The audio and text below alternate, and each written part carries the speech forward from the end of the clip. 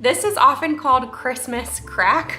Not sure I love the name, but I'm telling you, it is definitely worth giving a try making it. It is so easy and so good. I'm only gonna make a half recipe of this, so you can see here I created kind of a barrier in my baking sheet of foil. So you wanna lay it with foil anyway, but I'll have the recipe linked below if you want to make the full recipe.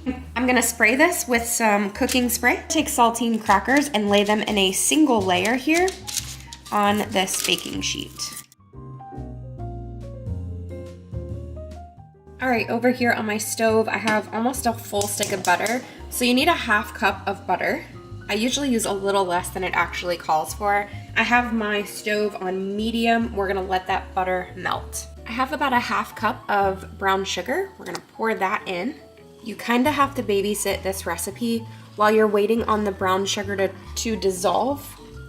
So you're gonna stir continually. It's gonna come to a boil and then you're gonna let it simmer. You can see that it's starting to boil, so we're gonna let this simmer for about 3 minutes, but you have to continue to stir. This is the consistency that you're looking for. It's gonna come to a caramel consistency. It's gonna turn that dark brown. All the sugar should be dissolved. We're going to move this off of the heat. Because I'm cutting this recipe in half, we're gonna add about 1/4 teaspoon of almond extract. The recipe calls for vanilla, but you guys know we always prefer almond. Let's take this over to the crackers. You're gonna take this and pour it all over your crackers.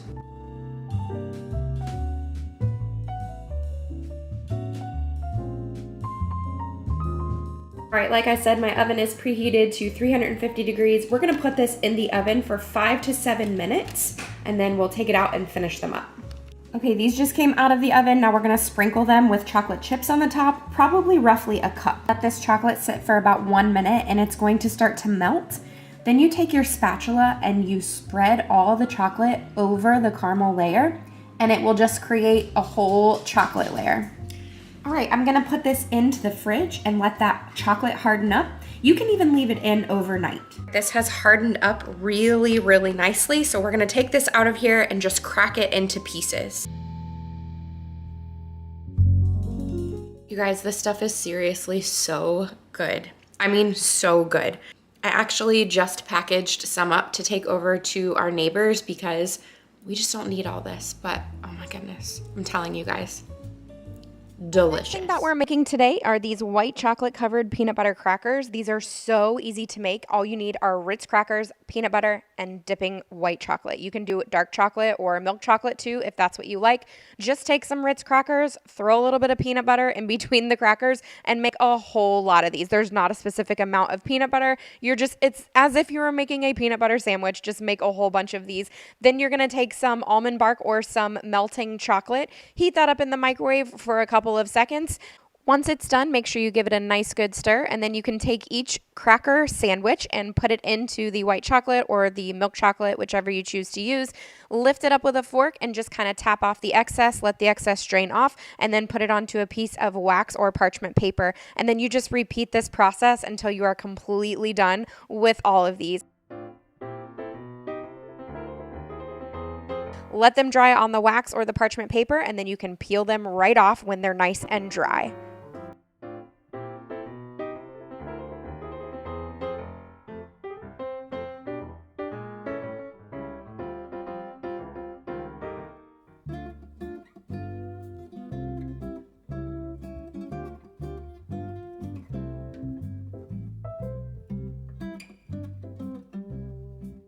You guys, this recipe could not be easier. This is 6 tablespoons of melted butter, and I'm pouring it straight into my KitchenAid mixer bowl. I've got about a half a teaspoon of almond extract, and this is kind of my secret ingredient. My mom never used this, but it adds a completely different flavor that's so good. I have a full cup of peanut butter that I've pre-measured out, and I'm adding that to the KitchenAid mixer bowl as well. I use this to sift my powdered sugar. I have a cup and a half here of powdered sugar, and I'm just sifting it through this sifter so that there's no extra clumps or big clumps or anything like that. And then I am taking everything over to my KitchenAid mixer. I'm gonna start mixing it on low so that I don't have powdered sugar spray everywhere. And then once I feel like the bulk of the powdered sugar is kind of mixed in, then we can mix it a little bit faster to make sure it all pulls together. The next step is just to roll these into balls, and I don't really know exactly how much to tell you to use. I want to say it's probably around a tablespoon. I have found that it's a lot easier to roll them out if your batter is not super cold. So this one I actually put in the fridge because I was working on something else after I mixed the batter, and then I kind of had to warm it up in my hands again to make the ball shapes. Next thing I'm using is this chocolate flavored almond bar. It comes in these big chunks, and I'm just gonna be using 3, and then you can melt it in your microwave. So you just melt it for 60 seconds initially, and then 15 seconds after each time. You can take a toothpick and stick it in each one of the balls and then dip that in the chocolate. I like to tap off the extra chocolate just so that I don't have big clumps of chocolate anywhere. I also like to kind of roll it around to make sure I get as much chocolate on it as possible, and I want them to be kind of uniform in the way that they look. I like to go back and press the hole that the toothpick makes after I do this process. I just think that it makes them look a little bit more uniform. Here is the finished product, and oh my goodness, guys, these are so good. Especially, I feel like that almond extract just takes it to the next level. So you can double, triple, quadruple this recipe, make as many as you need. I know my mom makes so many of these during the holidays because everybody loves them. One thing that I know from my husband is that there is never a lack of supply of coffee in their office. So what goes better with coffee than biscotti? I am making chocolate dip biscotti here for the next recipe. Actually going to be doubling this recipe, so just know as I'm giving you amounts, I'm going to be putting more in than what I'm saying. So you need to start with 6 tablespoons of softened butter. Then you need 2/3 of a cup of sugar. After the sugar, you are going to need 1/2 teaspoon of salt, 2 teaspoons of vanilla extract, 1/2 teaspoon of almond extract, and 1.5 teaspoons of baking powder. I am mixing this just until it is combined, and then to this recipe you would need to add 2 eggs. You're seeing here that I am adding 4 eggs, and again, that is because I am doubling up on the recipe. Once you add the eggs, you're going to want to mix it again, and it's almost going to look curdled. That is okay. That is completely normal. After you feel like that's combined, you're going to add 2 cups of flour to this and mix it again until the dough is completely formed. It is not going to be a very hard dough. Mine was not at all, and that's okay. I've made this so many times in the past, and it's turned out just fine. It's more of a cookie dough consistency. You're going to form logs, basically, on some parchment paper that you have on a baking sheet. I'm not sure how to explain this, but you want to create some sort of logs. In hindsight, I should have separated mine a little bit further apart. I know that these expand. I'm really not sure what I was thinking. Once you get these formed, you're going to put this in a preheated oven at 350 degrees, and you're going to bake them for about 25 minutes. Make sure that you watch them and that they don't burn. Once these come out of the oven for the first time, you are going to cut them. I like to use a bread knife personally because I feel like it cuts this really easily. At this point, it's going to feel a little bit like a cake. You can kind of slice them however you feel like you're going to get the best slices out of it. Try and keep them pretty even so that when you put them in the oven for the next round, they're going to cook evenly. You need to take these afterward and lay them on your baking sheet with the baked inside up. And you're going to put these back in the oven that you have now lowered to 325.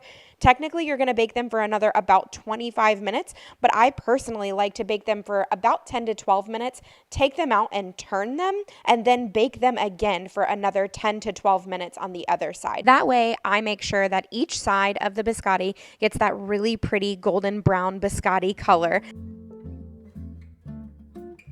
The biscotti has come out of the oven for the final time, and they are cooling. And so while they are cooling or completely cooled, either way is fine, I start to dip them in that same chocolate almond bark. And I just like to dip the ends. I don't feel like they need to be dipped completely. You can use as much or as little chocolate. You could drizzle chocolate on these, or you could leave them completely plain. I think these are just as good with or without chocolate, but I do feel like chocolate in a container like this that I'm giving to all of my husband's coworkers makes them even better. video is some incredibly simple, I guess you can call them peanut drop cookies. I'm not even sure, but all that you need to do is melt some chocolate. You can either use chocolate chips or almond bark or something like that. Just take some regular peanuts that you have and pour some into the melted chocolate, and then you literally just take a spoonful and set it on parchment or wax paper and let it dry. And it's that simple. And then it's just chocolate covered peanuts in a cluster. Let's call them that. Let's call them chocolate covered peanut clusters. That sounds good.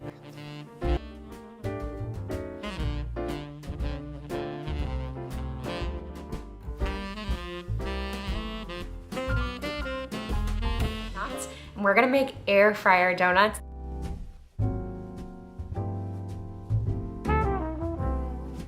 These are gonna be so perfect for this evening. It's really cold outside, and I just think this would be a nice, fun little treat. Another thing that you can do with these is make like a chocolate almond dipping sauce. It would be perfect to go with these air fryer donuts. Okay, I am not making a full recipe of this. We are gonna do a half recipe. So I'm going to take these biscuits and just cut them into bite-sized pieces. So I'm thinking 4s are a good size, and I'm just gonna shape it just a little bit. It doesn't have to be perfect. I'm just kind of like rounding out the corners. And then I'm gonna place it in my air fryer basket. You could make them smaller than this too if you want them to be. It really, you know, this is one of those things where you just do what works for you. Also, the nice thing about only making a half recipe is it all will fit in the air fryer at one time. We're gonna use olive oil spray.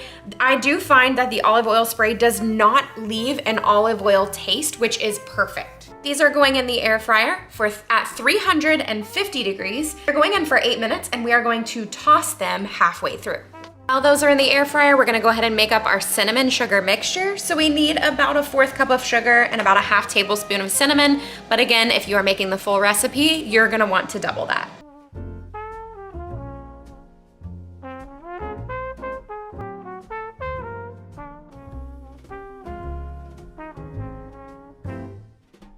All right, we have 2 tablespoons, actually I think it's about a tablespoon because this is a half recipe, of melted butter, and I'm just going to brush each one with some butter. And we're gonna do this in batches, so I'm gonna do maybe 3 or 4, and then we're gonna take them and toss them in that cinnamon sugar mixture. One really easy way to do this would be to mix your cinnamon and sugar in a gallon Ziploc baggie and then just shake it all around after you put the butter on.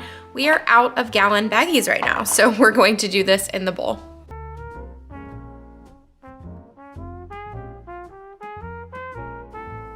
Let's whip up a chocolate almond dipping sauce. This is gonna be really easy, but you guys know I love those almond flavors. Obviously, you could sub vanilla if you're not a fan of the almond flavors like I am, but I think this is so good and perfect for those cinnamon twists, or really anything that you can dip in chocolate. Things like strawberries, bananas, pretzels, tons of different things that you can use to dip in this chocolate dipping sauce. Okay, so I'm starting with 1/2 cup of milk. I'm gonna add about 4 ounces of chocolate chips. Just a very small touch of almond extract. The recipe actually calls for an 1/8 teaspoon, and we're halving the recipe, so it's like the ever so slightest amount. And then a pinch of salt. We're gonna take this over to the stove and heat it all together. I'm on medium heat. I do not want to burn this, we just want to melt the chocolate. While that's heating over on the stove, I'm gonna cut up an apple. Add strawberries, you could add apples, whatever it is that you would like to add. Anything that you have around the house, anything that you can easily pick up, whatever's in season, I would just go with that. And so I'm gonna cut these into slices. All right, the chocolate sauce is melted, so we're just gonna pour it here in this little dipping container. Oh my goodness, this looks so good.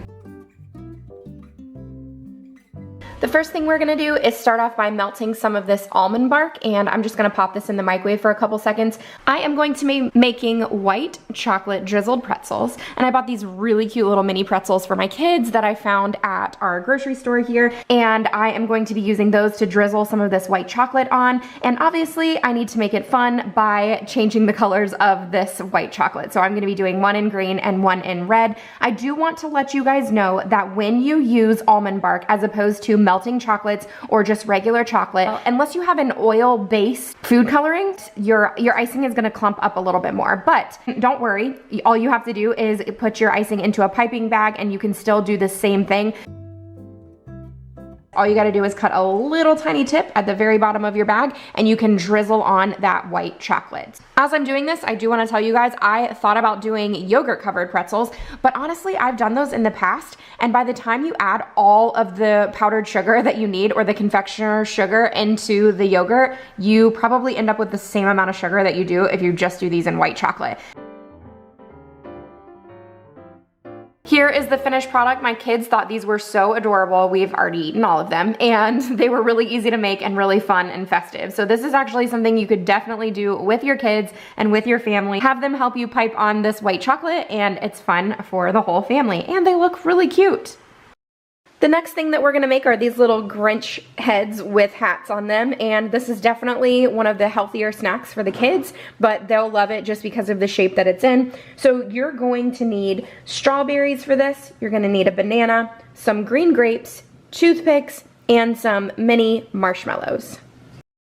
Once you have all of your fruit washed and dried, you can go ahead and cut the caps off of the strawberries or the ends of the strawberries, and you're gonna save the main portion of the strawberry. I like to also cut my banana into slices. I like to have everything pre-cut so that when I go to make these, it's just an assembly line. So I cut my bananas. My grapes are here. They're already washed and dried and ready to go. So now that everything is ready, I am just going to take a toothpick and start assembling these. The order that it goes in is marshmallow, strawberry, slice of banana, then green grape, and that makes a Santa hat on top of your green grape Grinches.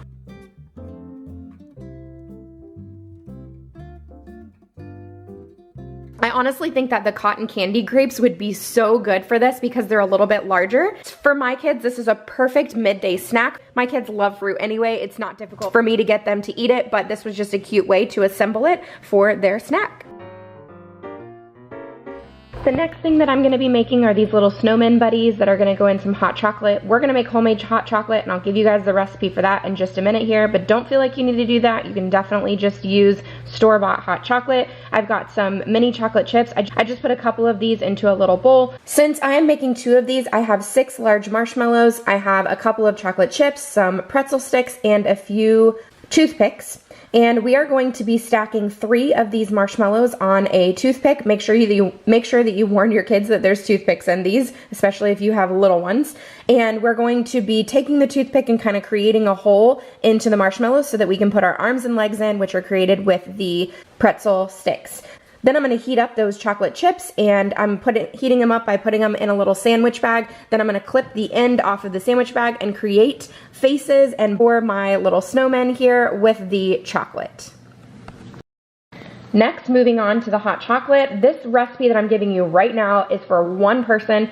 Feel like you can double it, triple it, quadruple it, however many you need. I've got a cup of milk. I've got about a ½ teaspoon of almond extract, in between 1 and 2 tablespoons of sugar, a pinch of salt, and 2 tablespoons of unsweetened cocoa powder.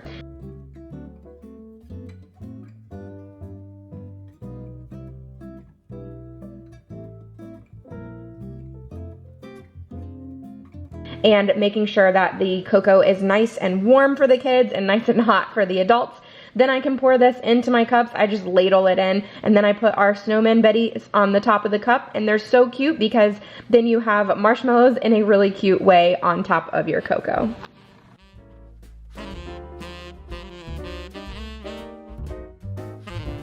The next thing that I'm gonna be making is a really fun Christmas item for the kids, and all you need is a store-bought can of cinnamon rolls. You can definitely make your own cinnamon rolls.